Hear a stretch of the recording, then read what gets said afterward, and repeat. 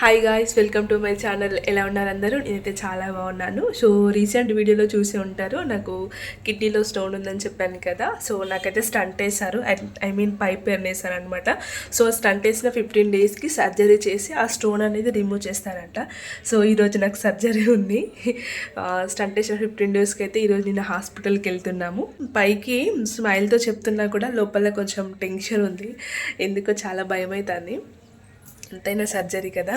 మన ఛానల్ ఎవరైతే first time చూస్తున్నారో చిన్న లైక్ ఇచ్చి ఛానల్ సబ్స్క్రైబ్ చేసుకోండి. నేను మా ఆయన మా 2 వీలర్ మీద అయితే హాస్పిటల్కి బయలుదేరాము. అమ్మ అయితే ఇద్దరు పిల్లల్ని పట్టుకొని ఇంటి దగ్గరే ఉంది. సర్జరీ అంటే మాక్సిమం ఒక 3-4 డేస్ ఉంచుకుంటారు కదా, అందుకోసమే బెడ్షీట్స్, ఒక నైటీ, ఇంకో డ్రెస్, ఇంకా హాస్పిటల్ కి సంబంధించిన చిట్టీలు అవన్నీ కూడా మేము పట్టుకొని వెళ్తున్నాము. 15 డేస్ బ్యాక్ స్టంట్ వేసినప్పుడే 2 డేస్ ఉంచుకున్నారు. ఇప్పుడు సర్జరీ కాబట్టి మాక్సిమం 3 డేస్ ఉంచుకుంటారు కావచ్చు అనేసి అనుకుంటున్నా. మేము వెళ్ళే హాస్పిటల్ హన్మకొండలో ఉంటుందని చెప్పాను కదా. హన్మకొండ చౌరస్తాకి ఎంటర్ అవ్వగానే లేడీస్ కి సంబంధించిన షాప్స్, జ్యువెలరీస్, ఇంకా టాప్స్ అవన్నీ చూస్తుంటే నా పానం అయితే ఆగమాగం అవుతుంది పోయి కొనుక్కోవాలని చెప్పి. ఇంకా ఫైనల్లీ హాస్పిటల్ కి అయితే వచ్చేసాము. హన్మకొండలో ఏకశీల ఇంకా మ్యాక్స్ కేర్ హాస్పిటల్ పక్క పొంటే ఉంటది అన్నమాట ఈ ముత్యా కిడ్నీ సెంటర్. ఆల్మోస్ట్ ఈ వరంగల్ ఇంకా హన్మకొండ నియర్ లో ఉన్న వరకు అయితే తెలిసే ఉంటది. సో ఇదే అనమాట హాస్పిటల్. హాస్పిటల్లోకి ఎంటర్ అవ్వగానే ముందుగానే అయితే వాటర్ తాగుతున్నా. ఎండలో పడి 2 వీలర్ మీద వచ్చేసాం కదా, చాలా దూపైంది అనమాట. సర్లే కానీ రండి లోపలికి వెళ్దాము. నా ఓవర్ కాన్ఫిడెన్స్ చూడండి, అంతా ఇంత కాదు, ఎంతైనా మనతో అంతే ఉంటదిలే. సో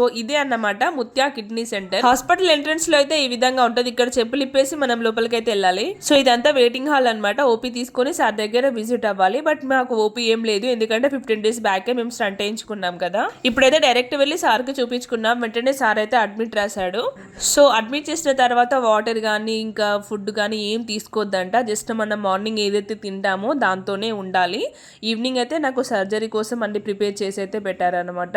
డ్రెస్ ఇంకా ఇవన్నీ పెట్టేసరికి నాకైతే భలేగా నవ్వొచ్చేసింది, ఎందుకంటే ఫస్ట్ టైం కదా నేను ఇలాంటి డ్రెస్ లో ఉండడం. అంటే ఫస్ట్ టైం ఏం కాదు, ఇంత ముందుకు స్టార్ట్ చేసుకున్నప్పుడు కూడా సేమ్ ఇదే విధంగా చేశారు. ఇది సెకండ్ టైం అనమాట. నాకైతే ఓ పక్క నవ్వొచ్చేసిన, ఇంకో పక్క అయితే టెన్షన్ అవుతుంది, ఎట్లనో ఏమో అసలు ఇట్లా చేస్తారు అని చెప్పేసి. నేనైతే అడ్మిట్ అయినప్పటి నుంచి నాకైతే సెలూన్ బట్టి లెక్కిస్తూనే ఉన్నారు. ఆల్మోస్ట్ ఒక 3-4 ఎక్కివచ్చు మేబీ. మా బావేమో నవ్వుతున్నాడు నన్ను ఈ డ్రెస్ లో చూసి. ఆయనకు నవ్వొస్తుంది నన్ను చూస్తా అంటే, బట్ నా టెన్షన్ నాకే ఉంది లోపల. ఆల్రెడీ ఒక పర్సన్ ని తీసుకెళ్ళిళ్ళు. సో తన తర్వాత నన్నే అని చెప్పారు. ఇంకా నా టెన్షన్ అంతా ఇంత కాదు. వెంటనే అశ్విని రా అని చెప్పేసి పిలిచారన్నమాట. కొంచెం టెన్షన్ తోనే థియేటర్ లోకి వెళ్ళాను. అంత పెద్దగా ఏం లేదు, కూల్ డౌన్ అశ్విని అని చెప్పేసి వాళ్ళు అన్ని క్వశ్చన్స్ వేస్తూ ఉన్నారు. సో నేను కొంచెం ఫ్రీ అయ్యాను అనమాట. సో తర్వాత వాళ్ళు ఆపరేషన్ చేసింది అదంతా నాకు ఏం గుర్తులేదు. టోటల్ గా నేను మొత్తం టోటల్ నిద్రపోయానట, నాకు ఏం గుర్తులేదు అసలు. 2 డేస్ వరకు బెడ్ మించి లేవలేదు. యూరిన్ పైప్ కూడా పెట్టించారనమాట. జస్ట్ స్టార్టెడ్ కదలడం కూడా నా వల్ల కాలేదు, అంత ఇబ్బంది అయింది. ఇప్పుడు ఈ నైటీ మీద వీడియో క్లిప్ వచ్చేసి 3rd డే అనమాట. అప్పుడు చాలా ఫ్రీ అయ్యాను. యూరిన్ పైప్ కూడా తీశారు, అటు ఇటు నడుస్తున్నా కూడా. ఆపరేషన్ రోజు అమ్మ కూడా వచ్చింది. మా పెద్దోడినేమో చిన్ననే వాళ్ళ రూమ్ లో, చిన్నోడినేమో మా ఆయన తీసుకొని మళ్ళీ రూమ్ కి వెళ్ళాడు. ఫైనల్లీ ఇది డిశ్చార్జ్ అయ్యే రోజు. అప్పుడు చాలా బెటర్ గా ఉన్నాను, నడుస్తున్నాను ఫ్రీగానే. మా అన్నయ్య వాళ్ళ రూమ్ నుంచి మా పెద్దోడిని కూడా మా వదిన తీసుకొచ్చింది. మేమైతే బస్సులో మా రూమ్కి అయితే బయలుదేరుతున్నాము. ఏంటక్క ఆపరేషన్ చేసుకొని బస్సులో వెళ్తున్నావా అని అంటారేమో, అది కూడా నిజమే. బట్ నాకు అంత ఇబ్బంది ఏం లేదు, ఫ్రీగానే ఉన్నాను. ఫ్రీ అంటే అంత పర్ఫెక్ట్గా ఏం లేను, జస్ట్ ఓకే అన్నట్టున్నాను చూడ్డానికి అయితే. బట్ లోపలి కొంచెం పెయిన్ ఉంది అంతే, అంత ఎక్స్ప్రెస్ అయితే చేయలేకపోయాను. ఎట్లాగో ఫ్రీ బస్సే కదా అని చెప్పేసి బస్కే వచ్చేసాము. ఇంకా వెహికల్ కిరాయి అయితే 3-4 వేలు అయితే అవసరమా అని చెప్పేసి మేము బస్కి వచ్చేసాము. ఇంటికి వచ్చాక అంటే కాళ్ళు, చేతులు, ఫేస్ అవన్నీ కడుక్కున్నాను.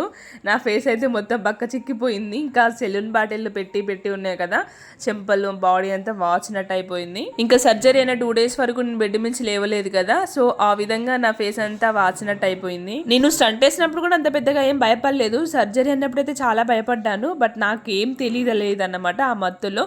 ఫైనల్లీ ఇంటికి వచ్చేసినాక అంతా ఎక్కడెక్కడ ఉండిపోయినాయి చూడండి బట్టలు. అమ్మ వెంటనే హాస్పిటల్ నుంచి తీసుకొచ్చిన బెడ్షీట్స్ అన్ని కూడా నానబెట్టింది. సో ఇల్లంతా కూడా క్లీన్ చేస్తుంది అనమాట. ఇంకా ఊడవడం ఇల్లంతా మొత్తం. ఇంకా 2 డేస్ మేము హాస్పిటల్లో ఉంటే మా ఆయన మా చిన్నోని తీసుకొని రూమ్లో ఉన్నాడు కదా, ఇల్లంతా కూడా గలీజ్ అయిపోయింది. ఎక్కడెక్కడ ఉంచేసిండో. ఎంతైనా ఇల్లాలు లేని ఇల్లు చాలా వేస్ట్ అబ్బా. అది నిజమా కదా నాకు కామెంట్స్ లో చెప్పండి. నాకైతే ఇల్లును చూడంగానే దయ్యం పట్టినట్టు అయ్యింది. నేనైతే చాలా నీట్ గా ఉంచుకుంటాను. బట్ మా ఆయన ఎక్కడి వస్తువులు అక్కడ వేయగానే నాకు మస్తు కోపం వచ్చింది. అదేమో కానీ ఇంకా మా పిల్లల్ని చూడక 2-3 డేస్ కదా. మా పెద్దోడైతే అప్పుడప్పుడు నాకు మా వదిన బాక్స్ పట్టుకొచ్చినప్పుడు అప్పుడైతే వచ్చిండు. ఇంకా మా చిన్నోడు చూడక 2 days అవుతుంది. వాడుని వచ్చేసరికి మా ఆయన స్నానం పోసి పడుకోబెట్టిండు, బట్టలు కూడా అయ్యలేదు. వాడిని లేపుతుంటే లేవట్లేదు, మంచి నిద్రలో ఉన్నాడు. సరేలే పడుకున్నాడు కదా అని చెప్పేసి మళ్ళీ జోకొట్టి పడుకోబెట్టాను అనమాట. నేను హాస్పిటల్లో ఉన్నప్పుడు ఈ సిచ్యువేషన్ పగోడి కూడా రావుద్రబాయ్ అని అనుకున్నాను నేను, ఎందుకంటే నాకు అంత కొంచెం ఇబ్బంది అయింది ఒక 2 days, బట్ అంత పెద్దగా ఏం లేదన్నమాట. ఇప్పుడు అప్పు కూడా చాలా అయింది ఈ కిడ్నీ ఆపరేషన్ వల్ల. చేకి క్యాన్లా పెట్టిల్లు కదా, అక్కడంతా కూడా వాచిపోయింది అన్నమాట. అసలు వాతలు పడిపోయింది మొత్తం. రోగాల నొప్పులను మనం మాత్రం ఆపలేం కదా, ఏమంటారు. సరేలే, ఇదే ఈ వీడియో మీకు ఎలా అనిపించింది తప్పకుండా కామెంట్స్ లో షేర్ చేయండి. అలాగే సబ్స్క్రైబ్ చేసుకోవడం మర్చిపోవద్దు. Bye guys, love you all.